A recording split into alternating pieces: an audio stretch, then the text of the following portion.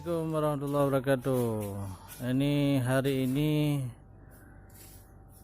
sudah berapa bulan sekolah sepi ya, nggak ada anak-anak karena masa COVID pandemi masih melanda seluruh daerah termasuk Aceh ya. Ini di sini di Aceh masih ada pandemi juga. Ini sekolah kami Min 6 Aceh Besar masih sepi, nggak ada siswa dan siswinya. Dulu dipenuhi dengan keramaian, hari ini tidak ada satupun kecuali yang perlu saja disuruh ke sekolah. Karena banyak yang belajar lewat HP ataupun daring. Ini ada anak murid yang perlu hari ini sama ibu mau ambil uang apa? Peng? Ya, Cok. Kalau peng bantuan lah. Anak muridnya Jak Armatikula kita wawancarai dulu. Ini Tonan lep duri le nano. Nyo tedo tonan no.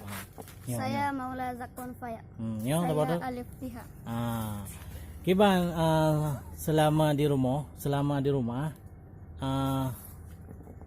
pubut di rumah orang. Belajar. Mengengro.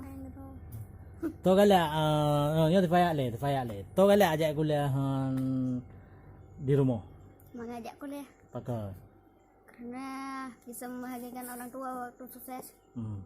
Bisa membahagiakan orang tua. Yang di rumah nih belajar ti Faya? Nih. Pajam belajar Faya. Betul malah bengah. Yang betul. Kadang lale apa? Betul. Ti nyo. Nah belajar ya? Tonan weh tayo. Alif dah. Nah belajar? Nih. Yang betul. Betul. Kadang lale apa sih? Nih. Ane? 3 mah. 3 ya. Kah to galak ajak kuliah di kampung? Hah? To galak ajak ti kuliah di kampung ko main-main. Balik ajak di kuliah. Pakanya galak ajak kuliah.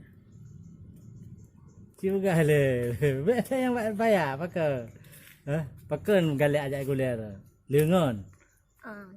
Jahan. Alingan. Jok cara. Mudah-mudahan tanyo tam doa buji balanya dari perkenan dari Aceh ataupun dari daerah tanyo juk dajak kuliah rumah.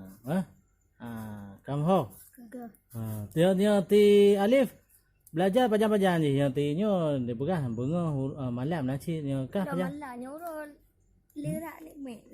Ke balik rui. Ji bangat lah rumah dua gede. Kah main ro. Nyoro pubuk kah ro nya nak belajar? Nya nak belajar. Jauh lah. Jam terus. Ada kat elok nyu necek mana. Takat dilo. Hanam tak leh haji. Nyo pegah haju takat dilo. Lain nak bantu-bantu renci na saya. Necek. Nah, bantu renci saya. Piring.